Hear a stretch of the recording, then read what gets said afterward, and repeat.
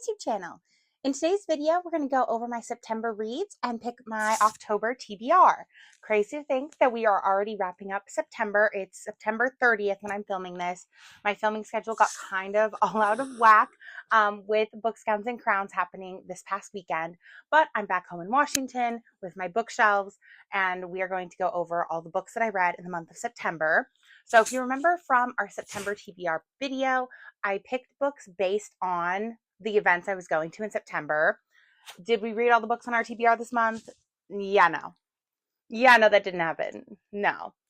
Unfortunately, the flight I had to Dallas and back had the Twilight Saga, so I watched Twilight on my flight and didn't read. And then I just didn't read. I just wasn't in a reading mood. I picked up my book basically every day of the month, but was I reading pages and pages and chapters? No, it took me a hot minute to finish every single book I finished this month. So we ended up finishing the month with 6, I believe. 1, 2, 3, 4, 5, 6. Yes, I finished 6 books, one of which was not on the TBR. So we do have 3 books left from the TBR that I just didn't read. We'll see what I want to do. This is the first month all year that I haven't finished my TBR. So I think I get a pass. I feel like I get grace. I feel like I'm not going to make myself, read 11 books in the month of October. Like, that would be insane. I'm not having an 11 book TBR for October. I'm not going to transfer those 3 over and make myself have those be part of the TBR. I feel like that's just going to be too difficult. So I will pick them up when I pick them up. I already have the audiobook for 5 Broken Blades downloaded. So if I decide that that's something I want to pick up in the month of October, I will, but I'm not going to hold myself to it. So let's go ahead and get this wrap up started, and then we can start picking our next month's TBR. So the first book that I ended up picking up in the month of September was The Nanny by Lana Ferguson. I hit the ground running pretty good this month. I know I said I wasn't reading chapters and chapters every day. I did finish this one in a day and a half. I was having such a good time with The Nanny. So in this one, we're following our female main character, Cassie, who used to run a spicy adult website. And Aiden is looking for a nanny, so he hires her and doesn't realize that that's kind of a common thread that they have.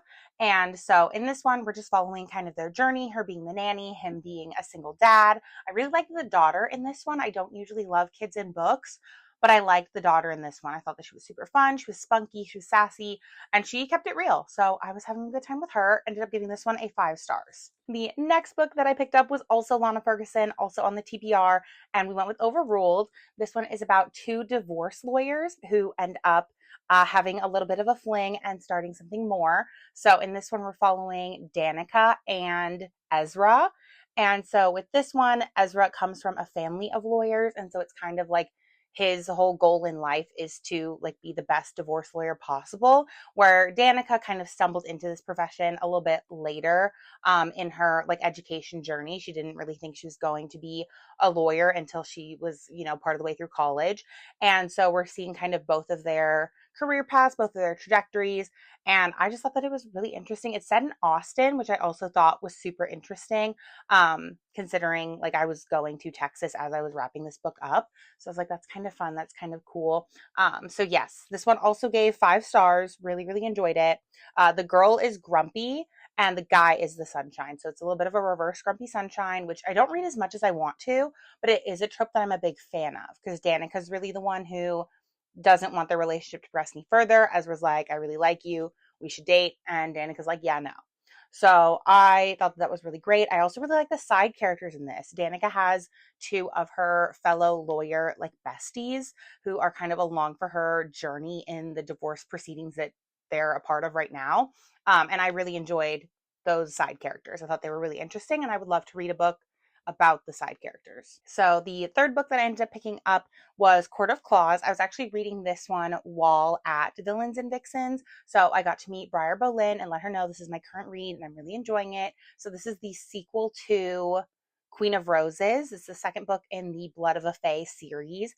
And so the way that that first book wrapped up, we're picking up right where we left off.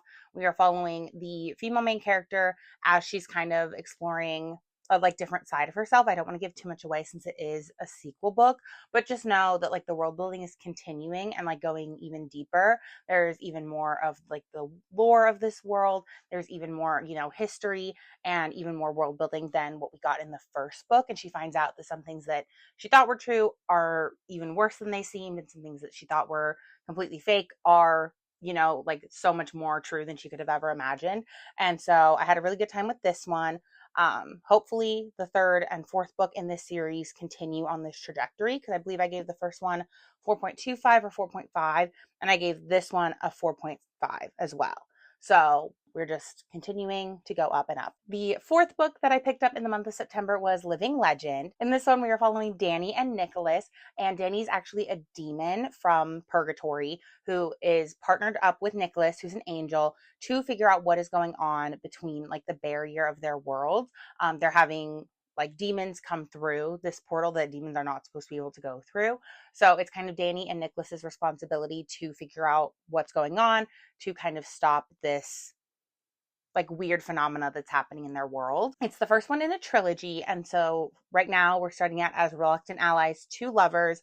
They have kind of come to terms with the fact that they have feelings for each other, but they need to prioritize this like mission that they're supposed to be on. I really liked the complex characters in this. I feel like it is very much giving the vibes of The Good Place, if you're a fan of that show, how they kind of have to come to terms of like, okay, this is like not the place we thought that it was. It's not as good of a place as we had kind of figured it was, and realizing that there are aspects of themselves that are bad, but there are also aspects of themselves that, are redeemable. They're still, good friends. They have, things that they care about, things that they're fighting for. Even Danny as a demon, I think she struggles a lot with thinking that, she's a demon, she's bad, she's supposed to be this way, but she has all these other redeeming qualities. She's a very loyal friend, even though her best friend doesn't want to admit that they're friends, because being in, purgatory in the demon world, it is seen as a weakness to care for other people. But Danny still cares for other people. She still fights for those who, deserve her like loyalty and her affection. And so I thought that was really interesting. Nicholas and his best friend working with these demons get to see kind of what it's like in the demon world without going there. They get to kind of get these glimpses of what it's actually like, where they, have lived these sheltered lives as angels. They don't really know what exactly is going on in other parts of the realm. And they also work with these kind of like witches that live outside of heaven. And so they're able to kind of figure out what is going on in their history as well, which I thought was really interesting. It touches on things that like, obviously we don't know if they're accurate, but like it touches on things that are, kind of like supposedly how things are, that are kind of like legends. And so I thought that was super interesting. Very excited to continue this trilogy. I know that there's also a novella that can be read right after this one, but I believe it's like a Christmas themed novella. I will look into that and see if I feel like picking up a novella around Christmas time, but that's an option. The fifth book that I picked up in the month of September is one that was actually not on my TBR. I was feeling very slumpy. It took me literally like a week and a half to read Living Legend. Even though I was liking it, I just couldn't sit for like 2 hours and read. So I decided, okay, let's get something that's going to like recalibrate my brain. Let me get something that's going to like get me back into the swing of things. So I picked up Elsie Silver's Hopeless, knowing fully well that I have sat down and read most for books in like 3 days or less. So this one ended up taking me, I believe, 4. So we were getting there. We were getting somewhere. And it's a pretty beefy boy. It's like 400 something pages, like 430. I think it's like 430. So with this one, we are following Bo Eaton, who is the middle Eaton brother. And we are following him and his kind of engagement of convenience to Bailey Jansen, who is kind of known as their town's outcast. Her dad kind of is known for like swindling people. Her brothers commit, petty crimes, petty theft all over the place. And they're known for just not being good people. Her mom left when she was a baby, so she doesn't really, have anyone like good in her life to kind of support her. And she's been trying to like save up money to get out of this town, but she can't really when she's still tied down with her brothers and her dad. So her and Bo start getting closer now that Bo is back from his deployment. And so they start kind of connecting, and Bo offers her a deal like, hey, pretend to be my fiance. We'll get engaged. And as soon as you have enough money to leave town, we can break up. It'll just get my family off of my back, because his family is very much kind of ingrained in Beau's life, but he doesn't want to live on the ranch. He doesn't want to be a cowboy. He wants to kind of go back to like a normal everyday life, the way that he had, when he was just like an everyday soldier and before his last deployment.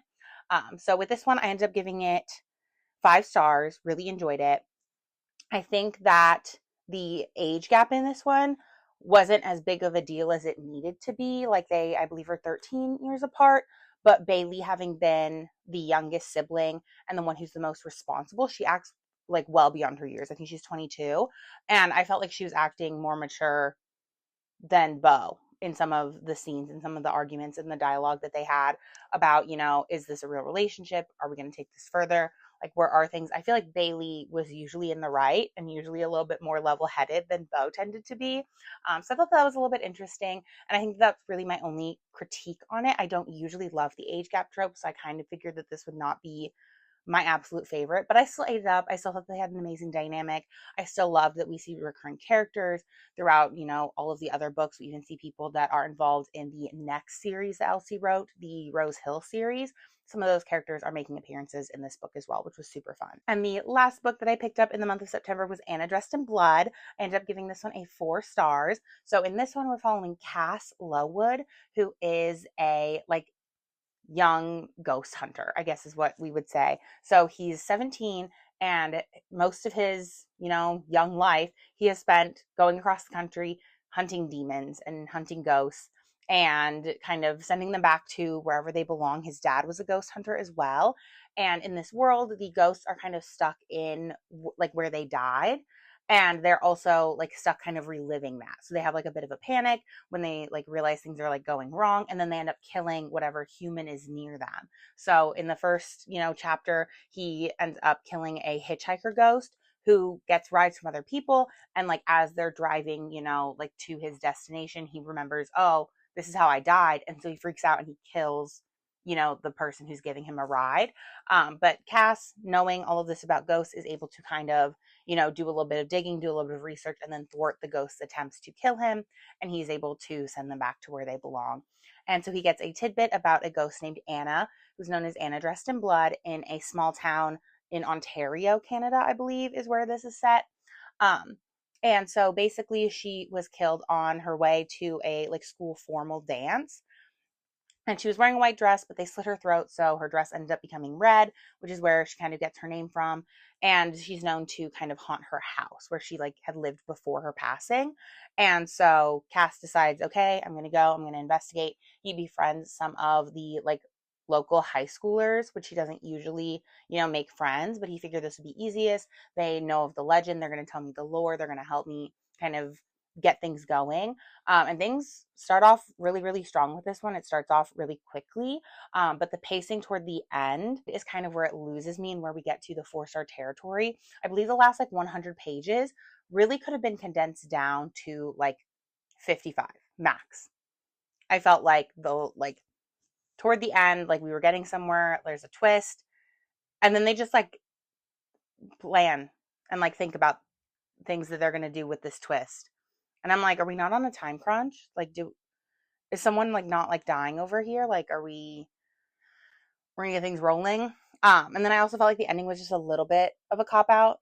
I know that there is a sequel. I did meet this author at Books, Gowns, and Crowns. She let me know there's a sequel. And there's also a novella at the back of this book. And she was like, oh, you can just totally read the novella. You can piece together what happens in the sequel based on the novella. So I'm just going to read the novella later. Honestly, like I said, today's the last day of the month. I really just didn't want to put myself through another 100 pages that I knew I wasn't going to get to read.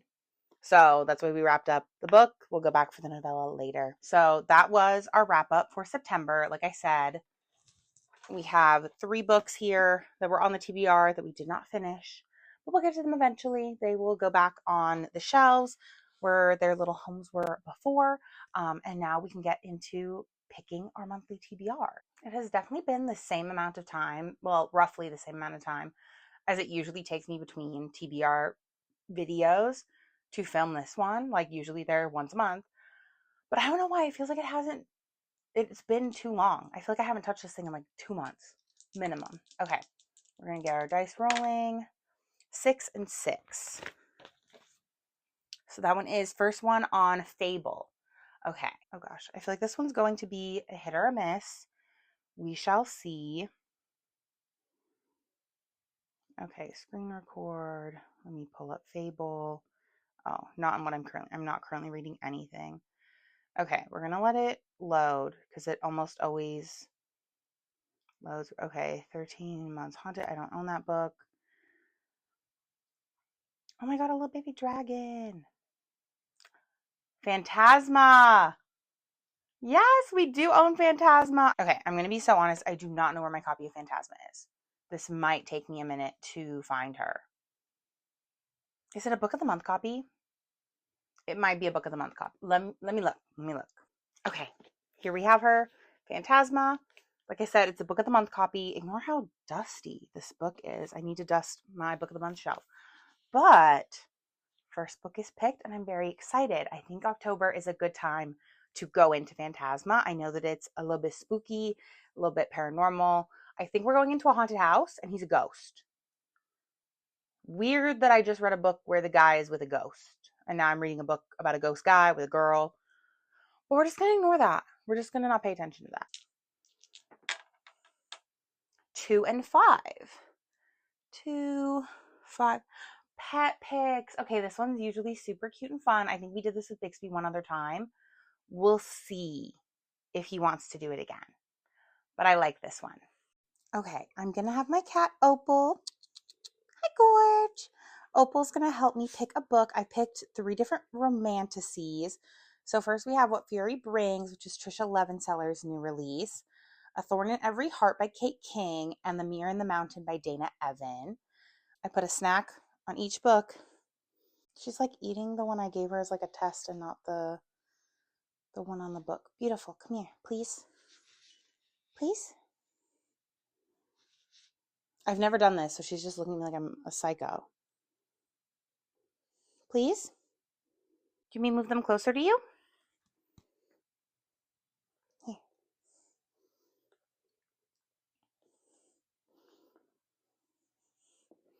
Pick one, please. Huh? Just eat one. Okay, here. Wait. Shit. Okay. Okay.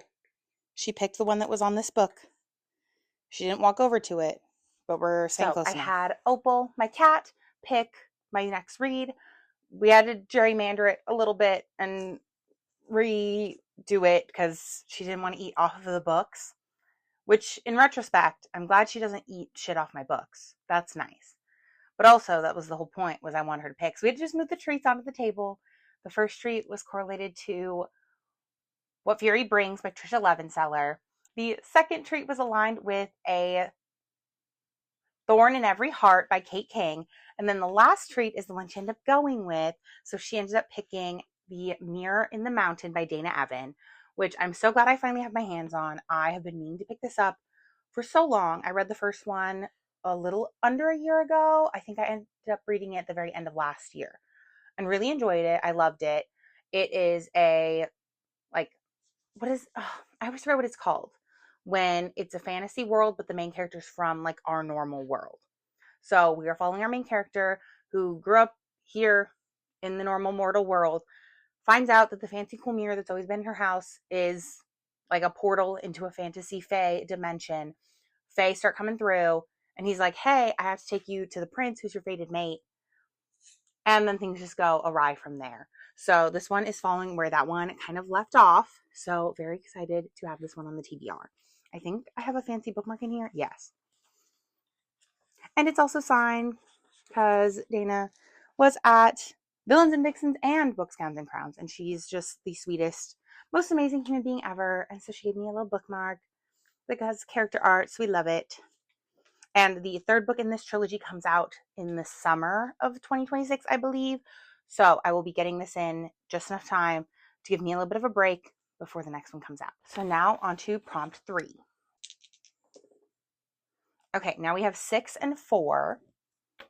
Okay, I'm going to do it on this side. I think that might be a little bit better. 6 4, 1, 2, 3, 4. Under 300 pages.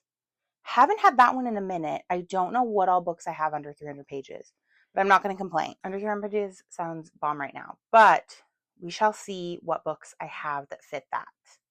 I don't know if I have very many. Finding a book under 300 pages is hard. I don't have very many. So the closest we've got is Lost and Lassoed is exactly 300 if we don't include the like bonus stuff at the end. Yeah, if we don't include, like the acknowledgments or the Lost and Lassoed Digital Delight. There's a scene from Wild and Wrangled that we're not going to include. So we're exactly 300 with this one. And then the other one that we have is Expiration Dates by Rebecca Searle, I think is how you say her name. I believe this one's clocking in at like 280 something. I did not realize how short this one is because it doesn't look that short. But I was watching someone else's YouTube video and they talked about how it's a short book. Oh, right before the acknowledgments is 254.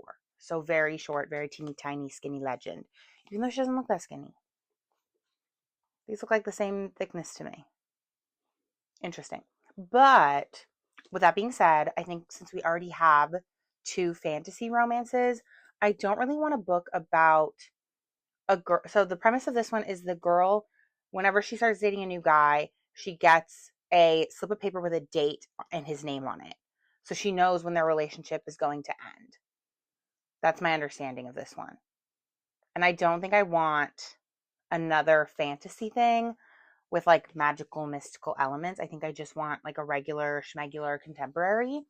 And so that would be Lost and Lassoed. This one is Grumpy Sunshine, best friend's brother, I believe, because we are following Gus is Emmy's brother, who is Teddy's best friend. So I think we're going to go with this one. I believe it's also Single Dad, I think. Okay. This one we have 4 and 2. 4 and 2. Brown on the cover. Oh my God, have we gotten this one before? Brown on the cover? That's such a weird one. This one would have been perfect for it though. There's so much brown on this cover. Whatever. I'll figure it out. Okay. So we're making a little bit of a stretch to get to brown on the cover because that prompt was hard. Okay. Our first option is book lovers. We have brown pants. This is what I mean by stretch. Brown pants. It's brown. It's the cover. We're close. And then we have Holding the Reins by Paisley Hope. We have Brown Fence. Again, it's brown on the cover. Close. This one I think is our best and closest to brown on the cover. My cat's hair is also all over this book and I don't know how she got it on there. But A Pirate's Life for Tea has brown on the cover in the font, the ship. There's a lot of brown on here.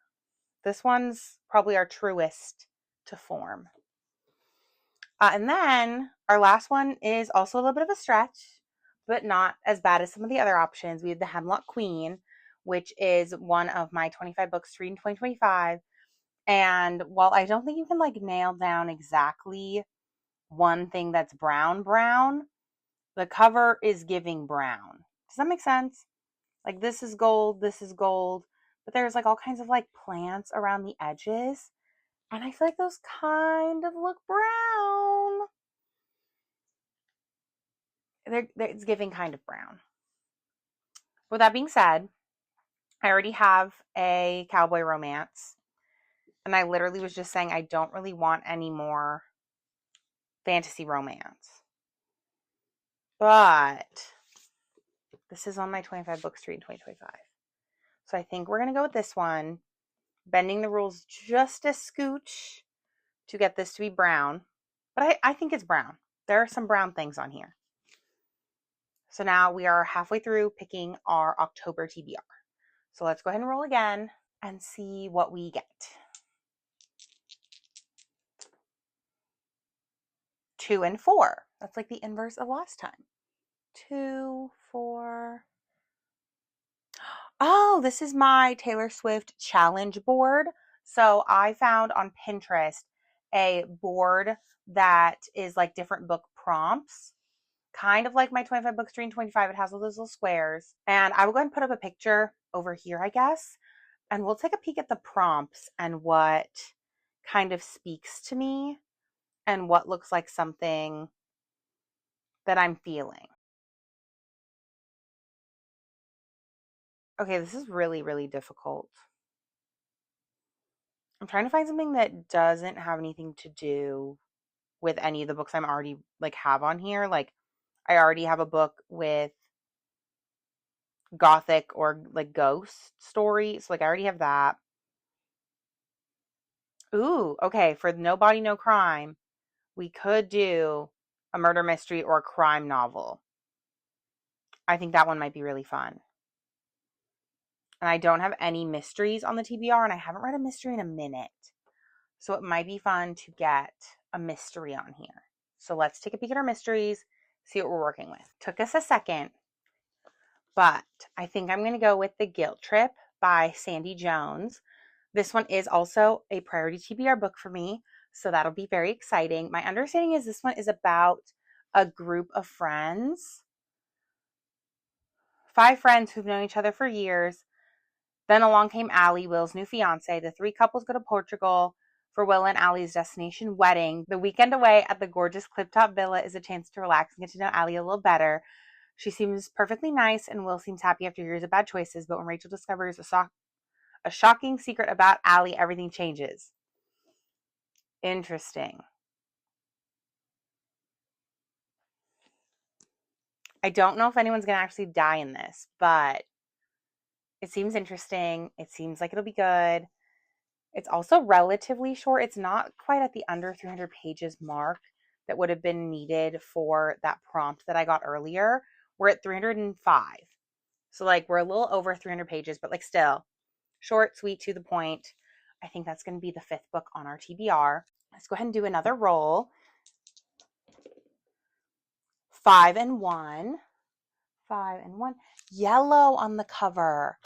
Okay, that's another fun one. I feel like we're getting prompts this time that I have not been getting before. I don't know what's in the air, why it's all like these different prompts, but like brown on the cover, the Taylor Swift board, yellow. Like I haven't gotten any of these prompts before, I don't think.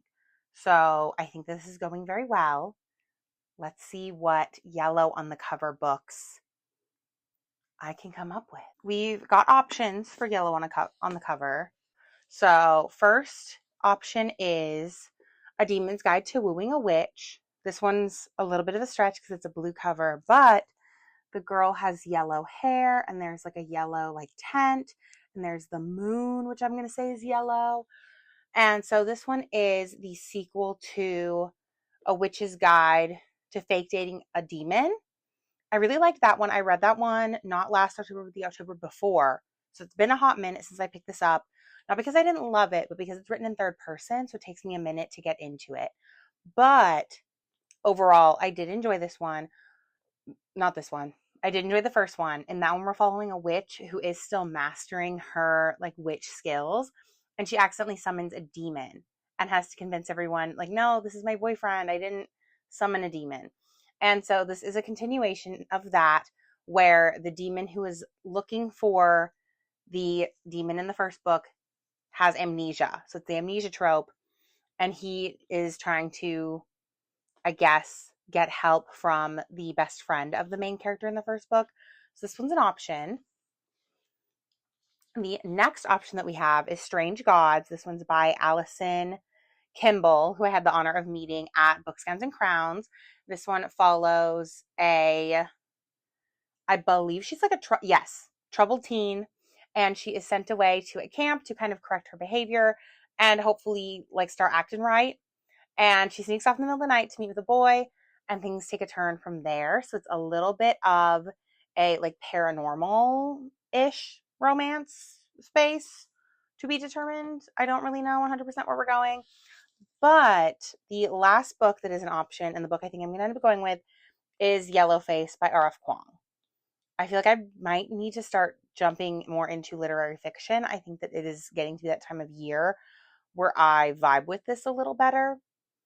And I think that having the yellow cover, like this is the most yellow of yellow covers.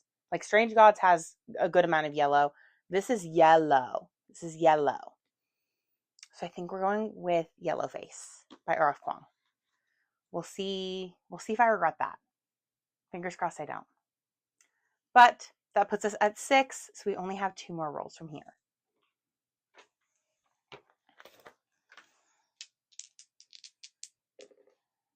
Five and 4. So 5, 1, 2, 3, 4. Book Baddies group chat picks.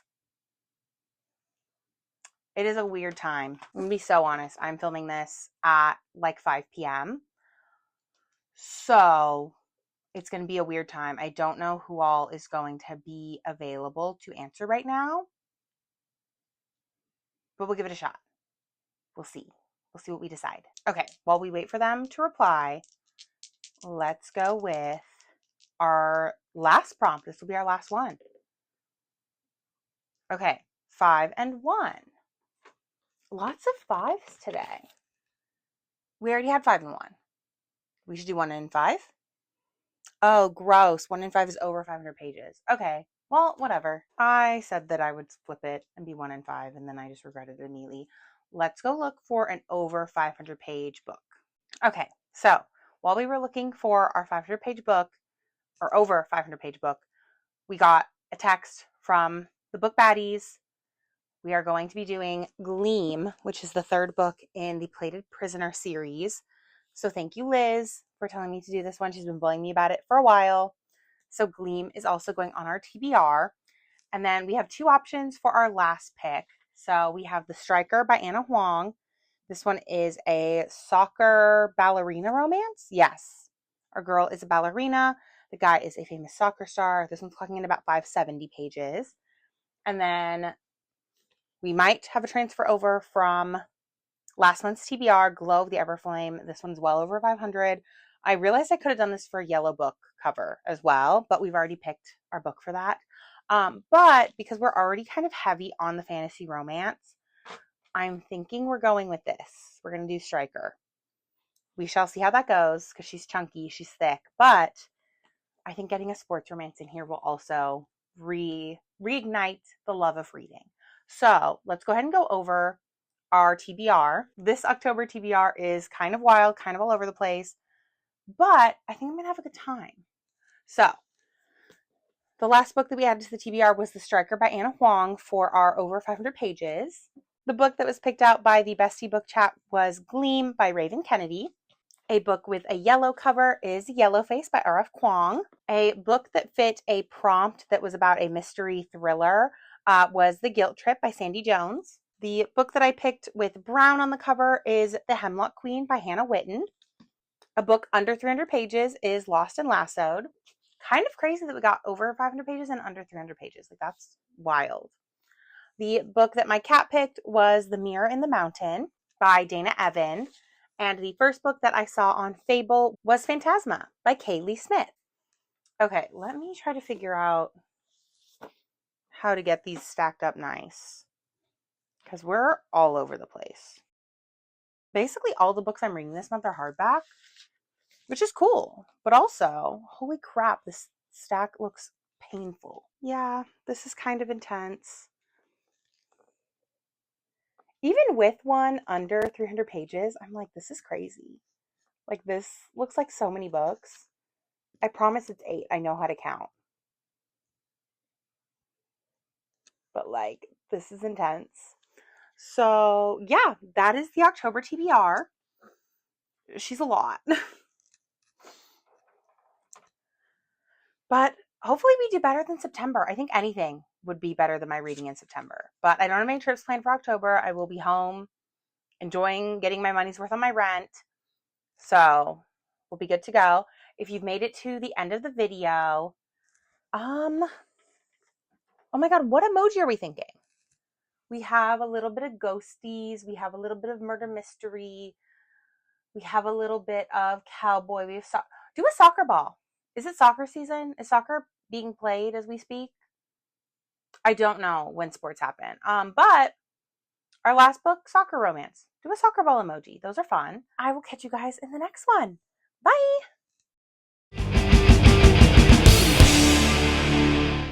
I just spit so much.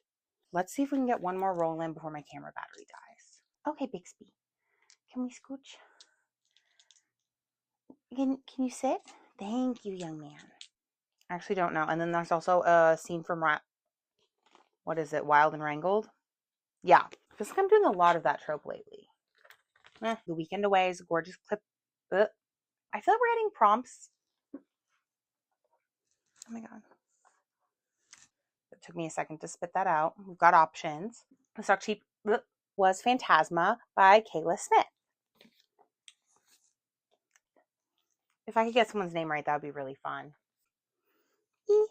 Let me know in the comments what you are excited to be reading in September. No, not September.